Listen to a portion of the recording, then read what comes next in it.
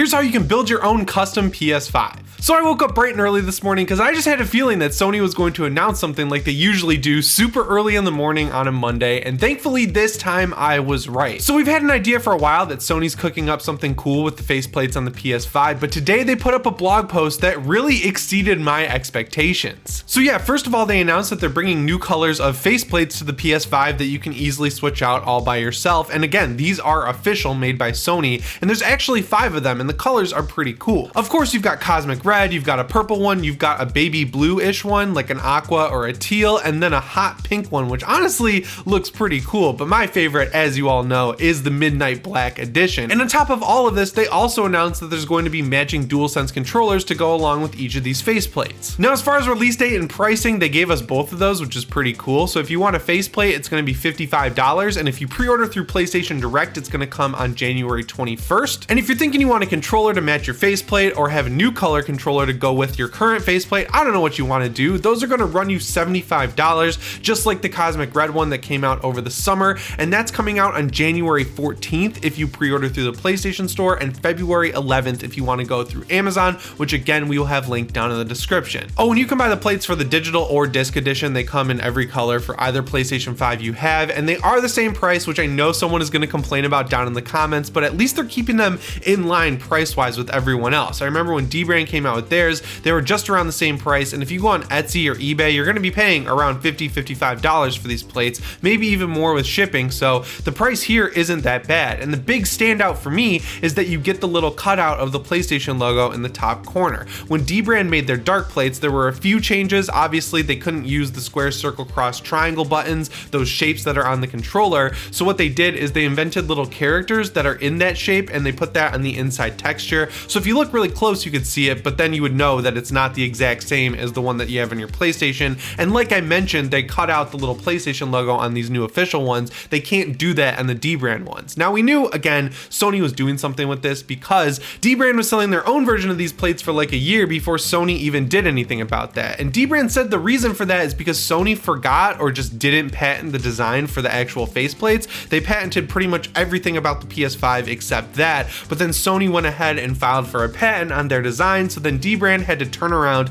take theirs off the internet, and then make their own new ones. So if you're looking at all the different options you have of course these new official ones, you have the D-Brand ones, and then you have these like non-official Etsy ones. I guess the D-Brand ones aren't official either, but they just feel more official because D-Brand's like an established brand. Now these new versions of the D-Brand ones, the Dark Plates 2.0, they're a lot different than what you're getting from either Sony or the Etsy stores. They're like flush with the middle of the console, and they have 2 cutouts for the fans. But if you're someone with limited space or you just like the more flush look of the console, that could be a great option for you. And D-Brand also says they're coming out with like light strips for the sides that change the color of the LED lights on the PS5. They're gonna have middle strips. There's a lot of options there, whereas with Sony, you're getting 5 different color options for your plates and 5 different color options for your controllers. And moving back to the controllers, these really couldn't have come at a more interesting time because we just got the announcement of the SCUF Reflex controller, of which there are 3. They start at $200. The first one's $200, the second one's $230, and then the third one is $260. And the reason that's interesting is because SCUF, like D-Brand, is a known brand, right? They've been around for a while, people kind of trust their products already, and you can do some pretty cool stuff with it. It looks like a DualSense on the surface, and internally it uses a DualSense board, so it'll get the same updates as your regular DualSense, but it also has swappable faceplates, it has multiple different color options, and it has 4 remappable pedals on the back. And if you go for the SCUF Reflex FPS, you've got lockable triggers, which of course gets rid of the haptic feedback and adaptive triggers, but if you want more options for FPS games, obviously that's the way to go. So again, the timing is interesting here for Sony because while they don't have removable faceplates or back paddles, these are official Sony controllers and they're a whole lot cheaper, right? They're $75 versus $200 or even more if you're going for other options. And this is also a big step towards Sony having something similar to Xbox in terms of an Elite controller, which would be awesome, but also something to compete with the Design Lab. If they're getting all these crazy colors out there, that means they're able to produce them, and the more colors they're able to produce, the more close they're going to get to letting us just pick for ourselves, maybe even change the color of the buttons, change the color of the touchpad, get a little crazier with it than they do, because all they really change is the middle of the controller, but there's obviously a lot more segmented pieces you could change on a DualSense. Like personally, I would love a black and orange DualSense, you know, Halloween colors to go along with a black set of faceplates, or maybe even an an orange set of faceplates on my PS5. And we gotta talk about the fact that Sony is officially doing faceplates now, which puts us closer to getting collector's edition faceplates when new games come out. I know people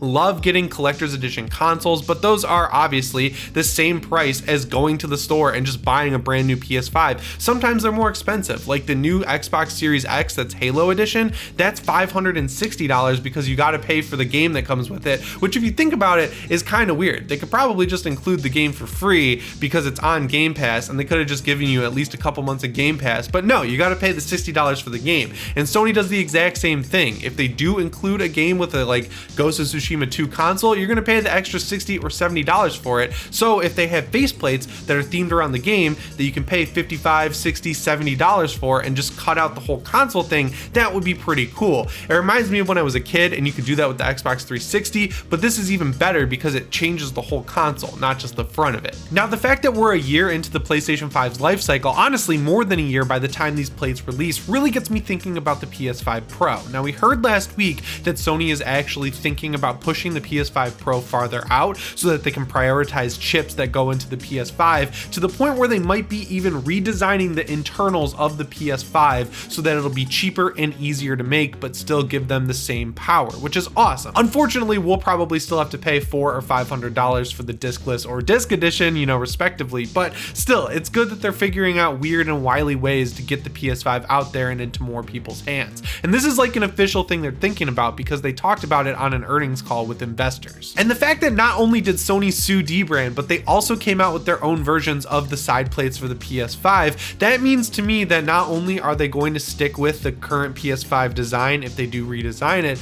but maybe the PS5 Pro will still support these side plates. Maybe they'll just make it thinner. I don't know. It's cool though because Sony's the kind of company who probably wouldn't want to get this into production if they weren't going to be able to stick with it for a long time. Because if they do come out with the PS5 Slim and PS5 Pro within the next year, there's going to be a ton of these plates just sitting around at Target collecting dust on the clearance rack, and that's just not a good premium boutique look, which with the PS5 this generation, Sony is definitely going for a look like that. I mean, look at all these trailers they put out every time they have a new controller. They go with this Galaxy theme. They're charging $70 for games now. They're making you pay $10 for upgrades, and they're really sticking to their guns on this stuff, right? They're saying, no, we understand that Xbox gives you a ton of games for Xbox Game Pass. You get Halo Infinite's campaign day one, but we're charging $70 for our games because we think they're that much better. Now, it's arguable if they're right or not, obviously, but their games are prestige. When their games show up at the Game Awards or the Summer Games Fest or E3, people get really excited and it drives a lot of hype. I know, again, we just got Halo Infinite. Forza Horizon 5 is like one of the best rated games of this year, but if you compare both of those games to what people's hype is with something like Spider-Man 2